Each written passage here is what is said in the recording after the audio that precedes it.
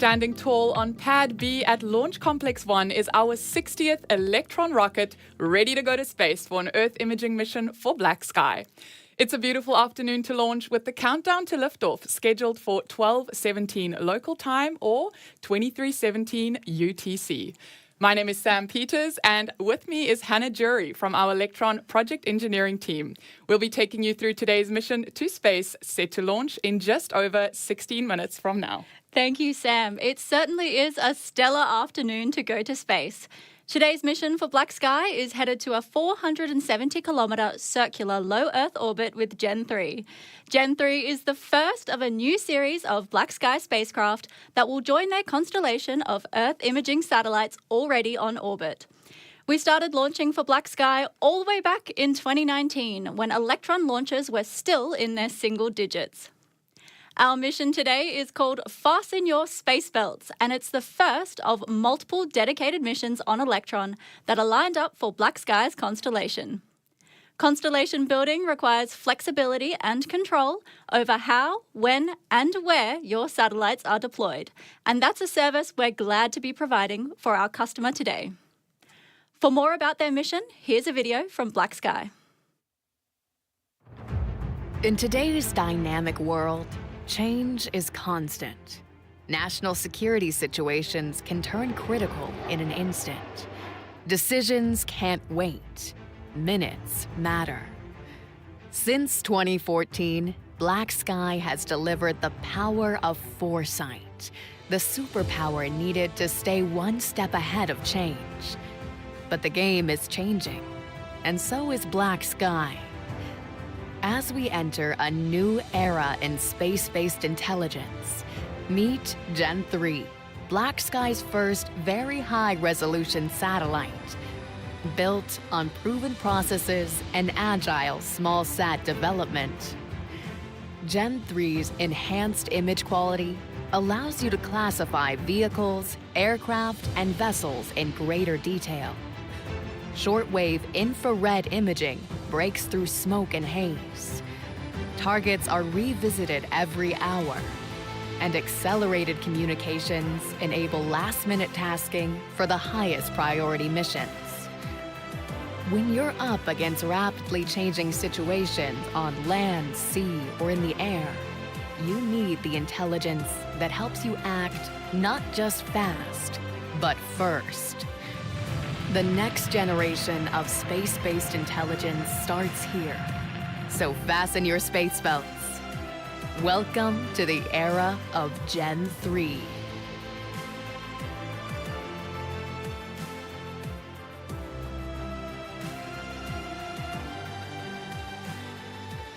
It will be our 9th launch overall for BlackSky, making us the most prolific launch provider for their constellation to date.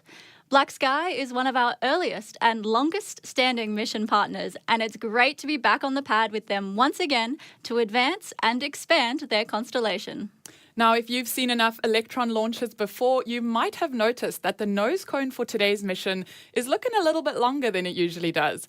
That's because we're flying an extended fairing today, which better accommodates the dimensions of BlackSky's new Gen 3 satellite. Customized fairings are a simple way that we can tailor Electron launches to meet a wide range of mission requirements. Now, each sit atop the same launch vehicle with a common interface to the fairing, which reduces integration time and cost. All of this to say that the beauty of our launch vehicle is that with a common launch platform, we're able to support multiple mission profiles, whether you're flying in orbit or below it. Now we are at T-minus 13 minutes in the countdown. Let's get an update from the mission control team as they run the go, no-go poll for today's launch. Our operators in mission control will report in on Electron's different systems and confirm with a go or no-go if everything's looking good for launch. This ranges from the payload status and the rocket's environmental conditions to its propellant tank levels and whether the skies will remain clear at liftoff. That's right, and from range control in Mahia, our operators there will report on the range's readiness and Launch Complex 1's ground systems to confirm the pad is ready for liftoff. All operators report up to the launch director in charge of operations. And today, in mission control, our launch director is Michael Pearson. Let's tune in now to the poll as that status update gets underway.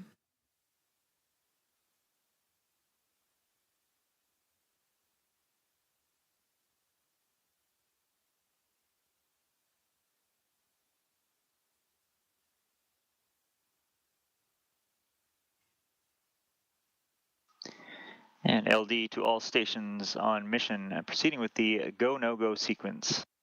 Stage. Stage is go. Avionics. Avionics is go. GNC. GNC is go. VCon. Econ is go. T1. T1 is go.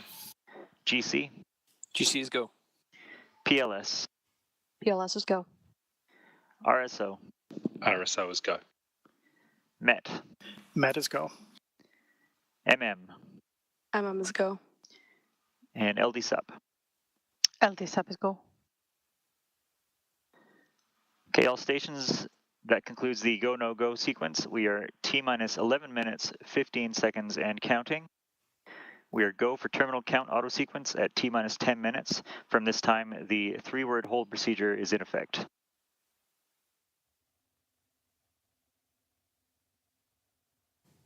The countdown clock is continuing and we are go for liftoff of our 60th Electron mission. We're at T-minus 10 minutes and counting, squaring us up for the launch attempt right on 12:17 local time or 23:17 UTC. We are about to reach another Electron milestone today with our 60th rocket on the pad, ready for launch. Now 60 launches is an impressive feat, but how about 60 rockets in 60 seconds? Let's enjoy this hot and fast recap of every Electron launch to date. 5, 4, 3, 2, 1.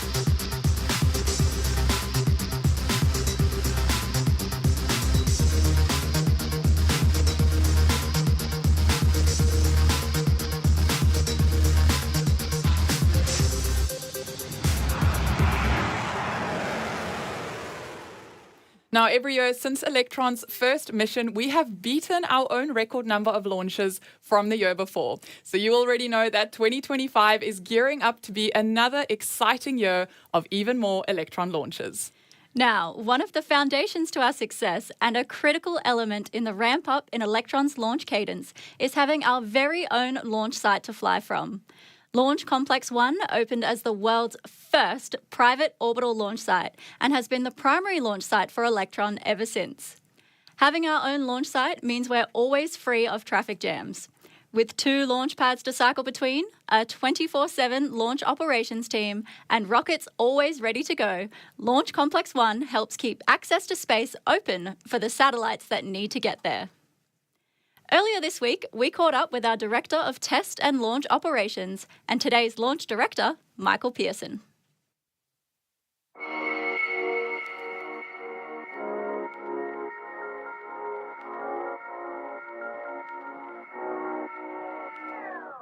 So Launch Complex 1 is RocketLab's privately owned launch complex here in New Zealand, in one of the most remote parts of the country, in a remote part of the world. We have 2 launch pads, as well as a large hangar where we can process multiple Electron vehicles simultaneously, and a number of clean rooms where customers can work on their payloads and integrate their payloads into Electron. The location that we're in here in New Zealand is fantastic. There are very few airplanes flying above us. There are very few ships in the seas around us. And so it's both easy for us to manage those during a launch campaign, and also does not prohibit us from launching pretty much any time. The fact that RocketLab owns and operates LC-1 on their own, it's extremely advantageous. It means that we have full control over everything that goes on there. We have first and only priority, and we can do with it what we want. So we can configure things exactly to how Electron is designed, and we can make it work specifically for our needs so that we can turn around launches as fast as anything. We also operate from LC2, which is the Wallops Flight Facility. It's a very similar activity over there. We just have some other parties that are involved. We have some really great partners that help us with those operations. We've proven that we can launch one rocket after another within 24 hours. And with all the pads occupied, we could do the same for 3 rockets in 24 hours as well.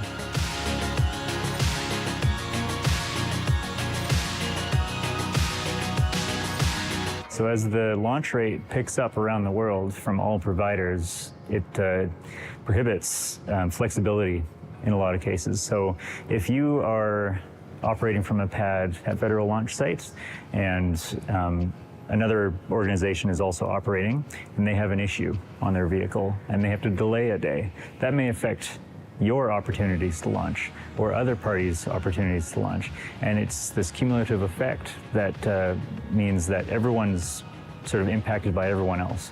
Whereas with our own launch site that we have full control over and are the sole operators at, if we have to delay a day for weather or similar things, then not a big deal. We don't need to stop anyone else from launching. We deal with it ourselves.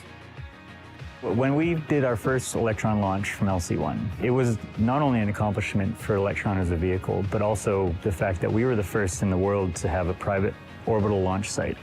And that was a huge deal. You know, the regulatory hurdles that we had to jump through and the efforts that it took to make that happen were just as big of a deal as to get Electron off the pad.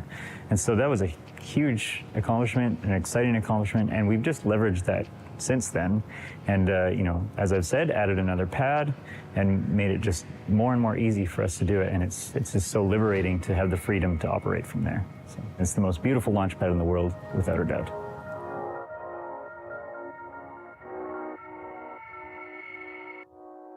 Now, it takes about 9 minutes to get to space from LC-1, so stay tuned for liftoff in around 5 minutes as we embark on our 60th Electron launch. The mission begins with liftoff, of course, and shortly after we launch, we quickly reach a critical milestone called max Q. This is when the aerodynamic stress on the rocket is at its greatest. Once we pass through max Q at around 2.5 minutes into the flight, the rocket's first stage propellant is depleted. At that point, the 9 Rutherford engines will shut down, the first and second stages will separate, and the stage 2 Rutherford engine will come to life. Once we make it through staging, Electron's protective fairing shell will separate and fall away. This action exposes the kick stage and BlackSky's Gen 3 satellite to space for the very first time ahead of payload deployment. At around 6.5 minutes into the mission, we perform a unique operation called battery hot swap. We'll go into that in a bit more detail as the milestone occurs. Then, at the 9-minute mark, the second stage will shut down its engine. The kick stage with BlackSky's satellite will separate before entering a transfer orbit, coasting around the Earth for about 40 minutes. And once that pass is completed, we ignite our Curie engine on the kick stage to circularize our orbit around Earth before the BlackSky satellite can be separated and join its Earth imaging constellation. Before we get to liftoff, Electron operations will enter the final count. At T-2 minutes, control of the countdown is taken over by Electron's flight computer, which will manage final operations autonomously. Our launch director will then count the clock down from T-10 seconds, with Electron's engines set to ignite at T-2 seconds for a liftoff right on T0. That's right, and very soon we will be on our way to space for the 60th launch. We're bringing up the audio channels now for mission control to listen through that countdown in real time. So we'll be back with you shortly after liftoff. Auto sequence is locked. And confirm all expected flight computer ASGOs are green. ASGOs are green. Okay, all stations, we are go for auto sequence start at T-2 minutes. LD is go for launch.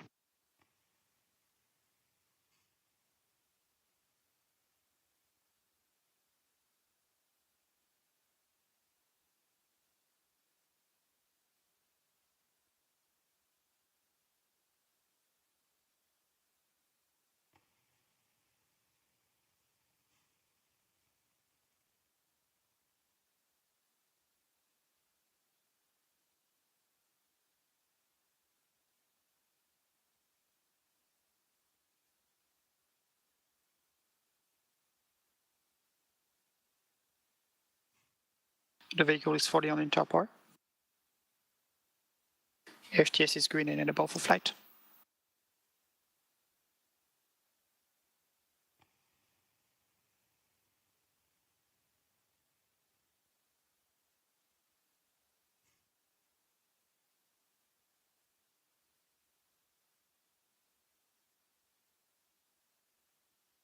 Box load is complete. System is in recirculation.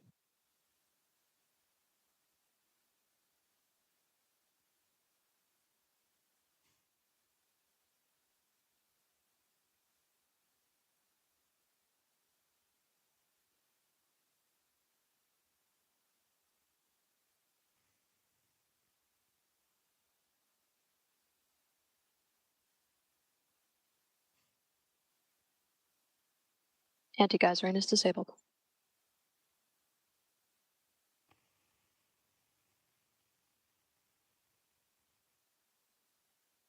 Stage 1 and Stage 2 tanks are pressed for flight. High flow engine purges enabled.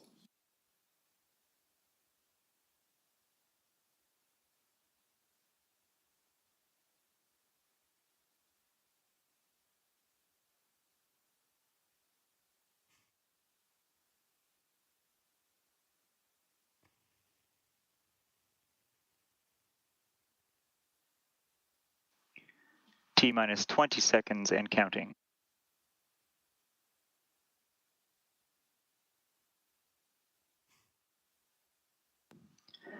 Ten, 9, 8, 7, 6, 5, 4, 3, 2, 1.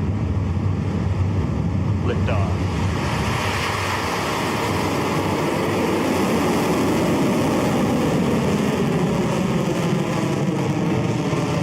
Nico's going back into the launch pad. Getting a picture of it.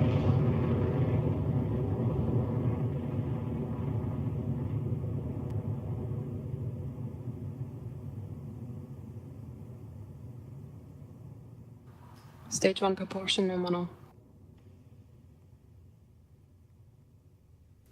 Fasten your space belts. We are on our way to space with Electron. Velocity and altitude are increasing towards our target of around 27,000 kilometers an hour and an insertion altitude of around 205 kilometers. Now that we've cleared the launch pad, the next major milestone is max Q. This is the point during the flight in which Electron experiences the highest aerodynamic stress that we can expect during ascent.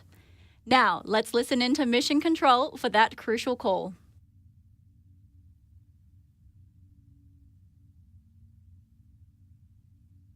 Cleared max Q. AGP discharge.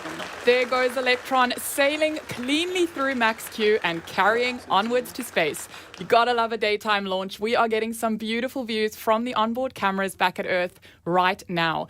Electron is now at an altitude of around 21 kilometers and traveling at speeds past 2,900 kilometers per hour. Coming up next is a particularly busy sequence of events, each occurring with only seconds of each other.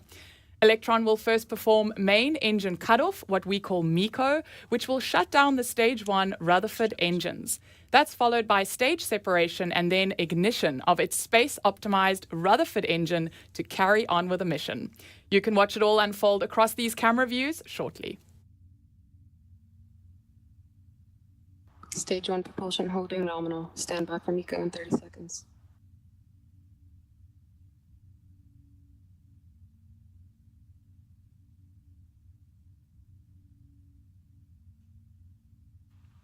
$15 seconds to staging.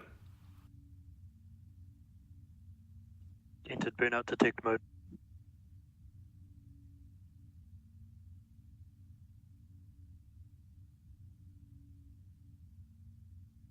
MECO confirmed. Stage separation confirmed.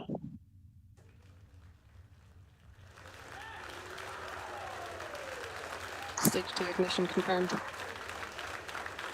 And that is exactly what we wanted. MECO, stage separation, and second stage ignition all performed flawlessly on Electron's 60th flight. The rocket's second stage fired up healthy and is now continuing well on its way to orbit with BlackSky's Gen 3 payload, travelling now at more than 8,000 kilometres per hour. With the weight of the first stage gone, it's time to drop some more and streamline the journey to space for the second stage. Electron's fairing will soon split and eject its nose cone halves, introducing Gen 3 to the vacuum of space for the very first time. What we're waiting to hear next from Mission Control is that fairing jettison is confirmed. Let's listen in. And there goes that nose cone. Electron's fairing has been jettisoned. We are now 3 minutes into the flight with less than 6 minutes remaining for the second stage burn.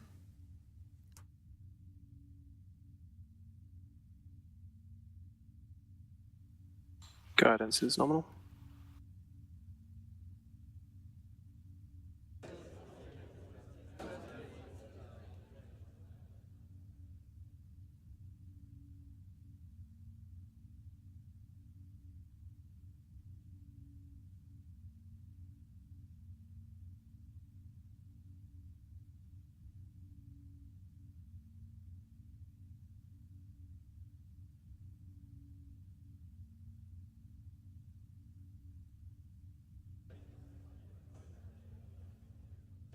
Right, T plus 4 minutes on the clock, and the mission is continuing nominally for Electron and BlackSky's Gen 3 satellite. Having made it through liftoff, stage separation, second stage ignition, and fairing jettison, our next milestone is one that you will only witness on Electron.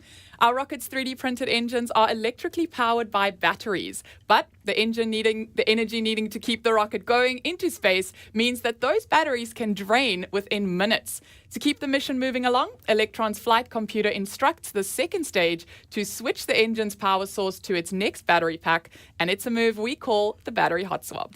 When that action happens, the old set of batteries are jettisoned and fall away from Electron, so you might catch them on your screen when they do.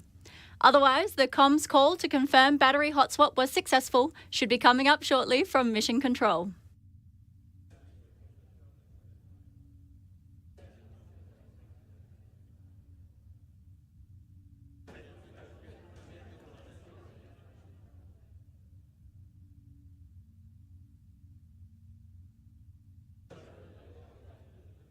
Guidance is nominal. 200 seconds remaining.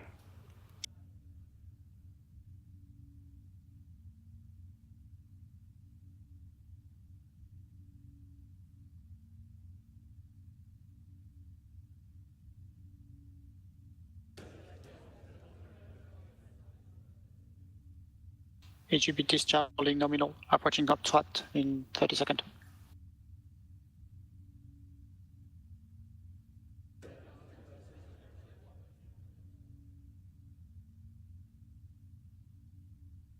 Throttling down.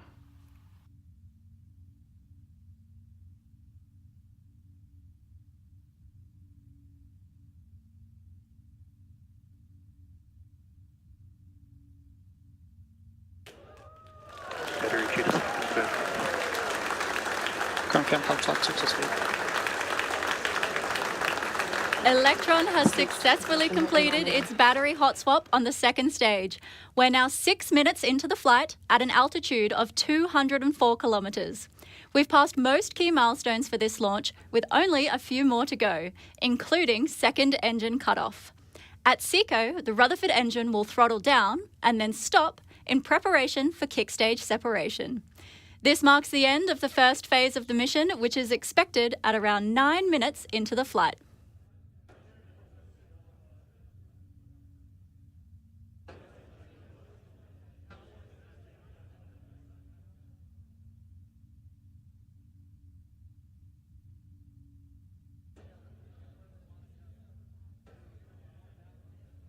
Now, the journey from the launch pad to the mission's target altitude takes less than 10 minutes altogether.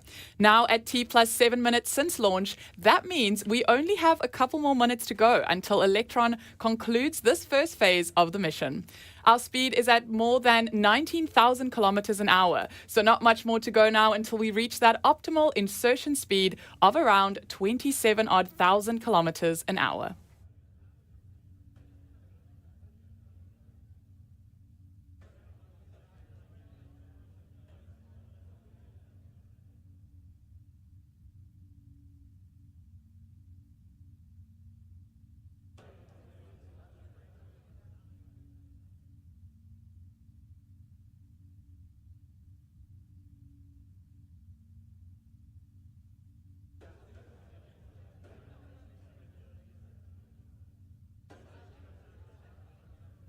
Only a few seconds now until we reach SECO, or second engine cutoff.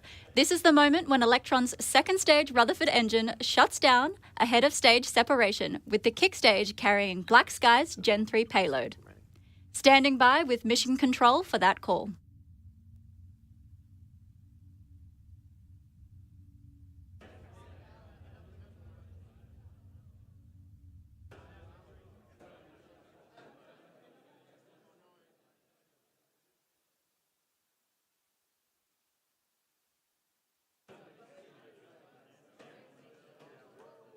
SECO confirmed.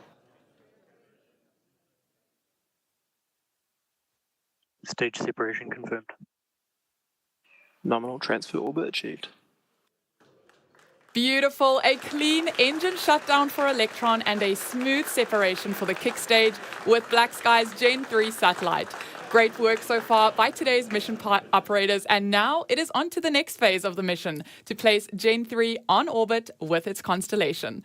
The kick stage takes about 45 minutes to complete its transfer orbit around Earth, and that'll set it up nicely for payload deployment for Gen 3. Now, we said it at the start, but it bears repeating. From Earth to orbit in 9 minutes. 60 launches in, and it still doesn't get old. For now, the kick stage is in cruise mode, making its journey around to the opposite side of the globe ahead of its circularization burn from our relightable Curie engine. 40 minutes until that milestone, so for now, we'll kick back and wait for the kick stage to come alive. You can track the mission's progress around Earth with this tracking animation. If we're above your town, give us a wave. We'll see you back here shortly.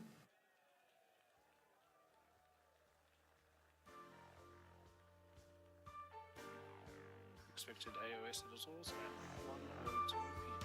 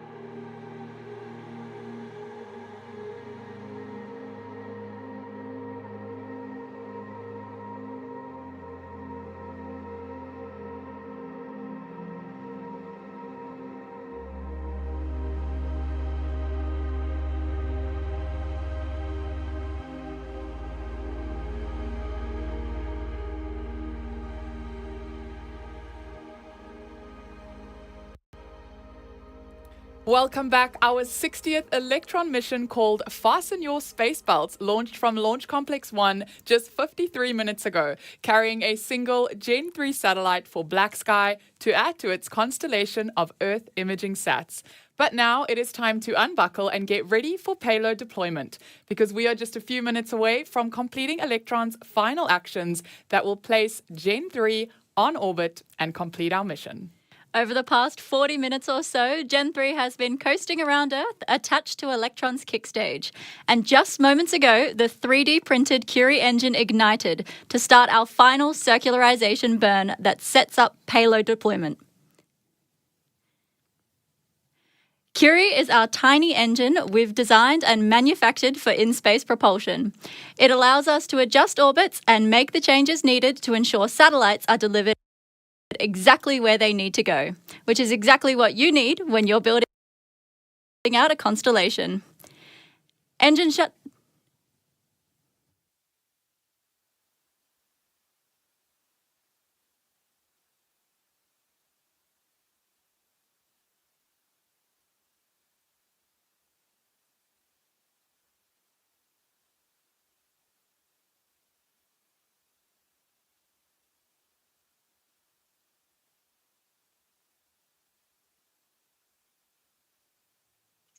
Payload deployment confirmed.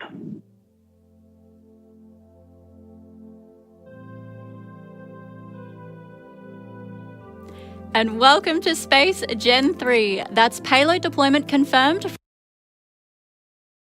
from Mission Control. Congratulations to the launch team and congratulations to BlackSky. Welcome to orbit once again. Today's mission was the first of multiple missions we have lined up with BlackSky to add to their Earth imaging constellation. So you won't have to wait long for another BlackSky launch on Electron. And with that, our 60th launch is another mission success for Electron. There's just no slowing down for us anytime soon though, with our next mission scheduled and ready to fly from LC1 in just a few short weeks. We'll share the full details for that mission across all the usual sites and platforms where you can keep up to date with RocketLab news. And don't forget, if you want to be part of the team building spacecraft, their components, and sending them up to space, check out the careers section of our website at rocketlabusa.com. Thank you for joining us today. It's always a pleasure to share our missions with you, and we'll see you back on the pad soon. This is Rocket Lab Mission Control, signing off.